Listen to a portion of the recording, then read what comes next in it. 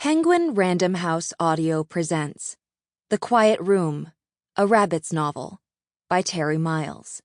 Read for you by J. Myers and Louisa Zhu. People disappear every day, every time they leave the room. The Passenger, 1975. Chapter 1. What's your favorite color?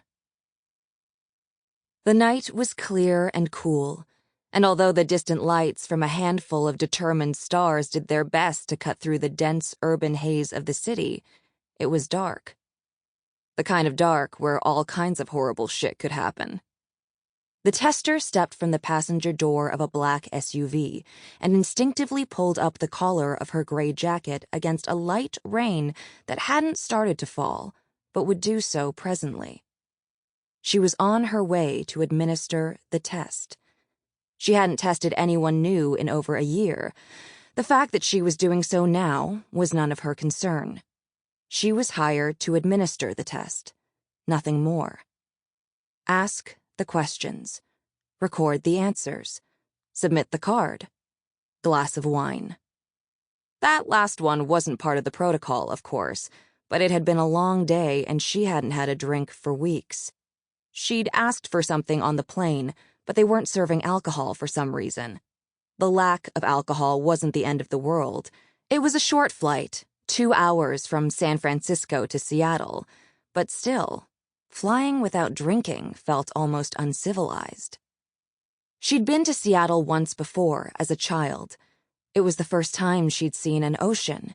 She remembered picking up broken seashells and flipping over rocks to chase the tiny crabs that would appear from the sand beneath the rocks as if by magic. She wondered, as she approached a wooden door in the middle of a low red brick building, if she'd have time to visit the Pike Place Market, or maybe the Space Needle. She knocked twice and waited for a response.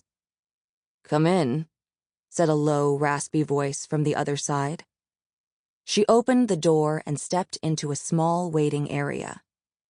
There was a man standing there. He was about 40 years old, tall and athletic, with a thick frame and curly black hair. He looked like a generic government agent straight out of Central Casting, except for the fact that his dark gray suit fit him a whole lot better than she'd ever seen on an agent. There was something sharp and dangerous about his eyes. He handed her a clipboard that included a pen, along with a Phase 4 testing form, then turned and started walking away. Phase 4. They didn't get many of those. She pressed the clipboard against her leg and followed. The man led her down a dark, narrow hallway that eventually doglegged into another slightly wider and much brighter hall. There were a number of doors on either side, each labeled with a wide strip of white tape featuring a collection of arcane symbols written in black Sharpie. The tester thought she may have recognized some of the symbols, but she wasn't really paying attention. She knew the rooms were empty. That wasn't why she was here. Not this time. Her guide stopped at the end of the hallway in front of a wide gray metal door, knocked, and then nodded at the tester. "How long?" she asked. "As long as it takes." He turned and walked back down the hall. When she could no longer hear the sound of his footsteps, the tester took a slow, deep breath and opened the door. It took her eyes a moment to adjust to the darkness, but eventually everything slipped into focus. The room was about 25 feet square. A small rectangular metal table with 2 matching chairs sat in the center, and the walls were covered with dark gray soundproofing foam. Seated at the table in the metal chair farthest from the door was the subject of the test, a woman wearing black-framed Ray-Ban glasses, faded jeans, and a loose-fitting cream-colored long-sleeved shirt. Her long auburn hair had been pulled back into a thick ponytail. Her arms were crossed, and she looked pissed off. The tester figured she had to be somewhere between 35 and 40 years old. 37, she thought. She could check the file, of course, but she liked to guess. The tester took a seat across from the subject, set the clipboard down on the table, and removed a pen from where it had been clipped against the testing form. "Who the fuck are you?" the subject said, shifting slightly in her chair. The tester removed a small tablet from her pocket, hit a few virtual buttons, and set it down on the table between them. "I'm sorry to keep you waiting," the tester said. "I had to fly in from California." "What am I doing here?" "Please, just do your best to relax. This won't take very long. I'm here to administer a quick test."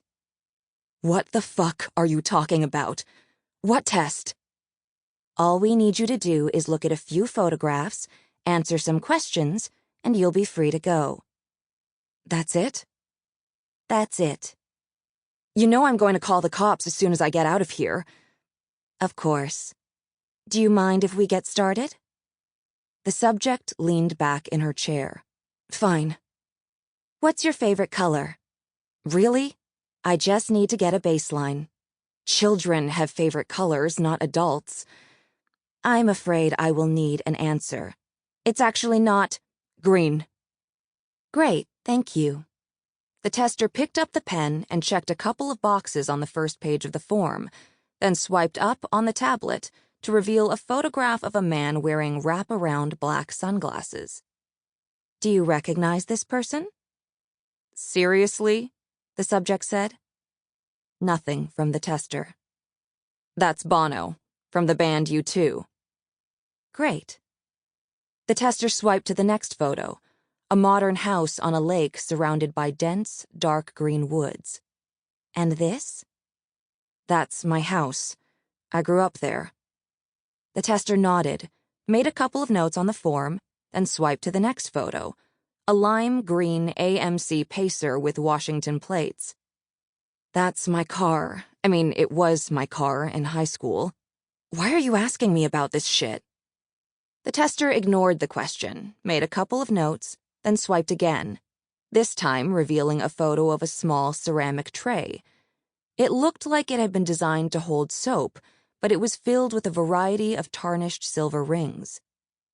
"Looks like a soap tray." "That's it?" The subject nodded. "It doesn't look familiar?" "No. Should it?" The tester smiled. "There is no should or shouldn't, only what you remember."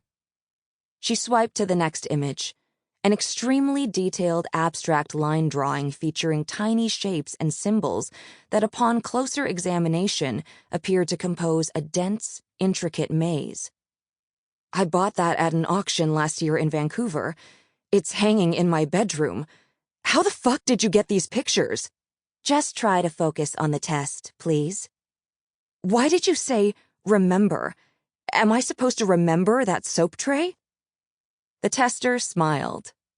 "This is going to go a lot faster if you do your best to remain calm." The subject jumped out of her chair and stood. "No way, lady. I need you to tell me what the fuck is happening, right now." "You didn't react this way to the first 4 pictures I showed you." "What do you mean?"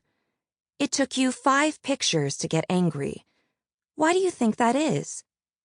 "What?" the subject said, her voice cracking as she stared down at her hands, which had begun shaking. She slowly sat back down. "I don't know what's happening. I find it hard to remember certain things.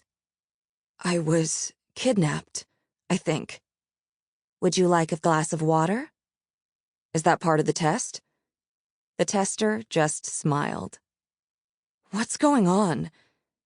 "If you just relax and answer my questions to the very best of your ability, you'll be out of here in 10 minutes. You have my word." The subject took a deep breath and exhaled. "I'm fine. Let's just get it over with." The tester thought that the subject looked worn out and made a note to speak with the administrator about the manner in which the woman had been secured and transferred for the test.